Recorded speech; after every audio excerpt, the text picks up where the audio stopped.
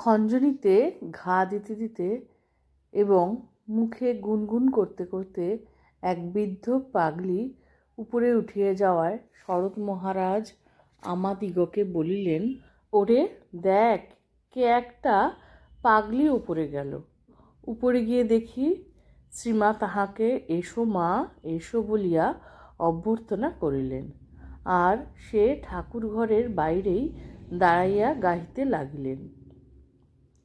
পাগলির পরনে একখানি ছিন্ন বসন, চুলগুলি রুক্ষ, এত রুক্ষ যে উকুন ঝরিতেছে। পাগলি শ্রীমাকে প্রণাম করিল না, কথাও কহিল না, কেবল গাহিতে থাকিল। নিজ মনে গাহিল, কখনো নতজানু হইয়া, কখনো বা দাঁড়াইয়া গাহিল, কখনো করজোড়ে করিয়া, কখনো বা হাত প্রসার করিয়া গাহিল। যতক্ষণ গাহিল চক্ষু আদৌ খুলিল না। পাগলি অতি কর্দজ, অতি নোংরা, কিন্তু তাহার কণ্ঠ সুকণ্ঠ। সেই সুকণ্ঠে সেই কীর্তন গাহিল, দে দে আমায় সাজায়ে দে, তোরা সাজায়ে দে, আমি যোগিনী হব, প্রাণ কানু লাগি আমি যোগিনী হব, গরুয়া বসন অঙ্গেতে পরিব, শঙ্খের কুণ্ডল পরি। এইভাবে গাহিতে লাগিলেন।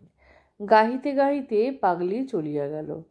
শ্রীমা তাহাকে ছিন্ন বসনা দেখিয়া একখানি নতুন বস্ত্র দিলেন।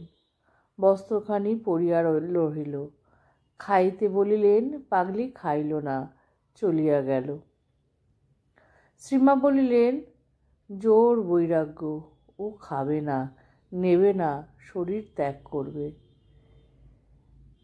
আমি পড়লাম শ্রী মায়ের পদপ্রান্তে থেকে পূজ্যপাদ স্বামী পূর্ণাত্মানন্দজির লেখা। এইরকম ছোট ছোট বিভিন্ন ঘটনা ঠাকুর, মা তথা স্বামীজি এবং মহারাজদের কেন্দ্র করে বারংবার উঠে আসে আমাদের সামনে বিভিন্ন বইয়ের মাধ্যমে। এই লেখাগুলো পড়লে সত্যি সত্যি আমরা যেন চলে যাই ঠিক সেই সময় মায়ের কাছে।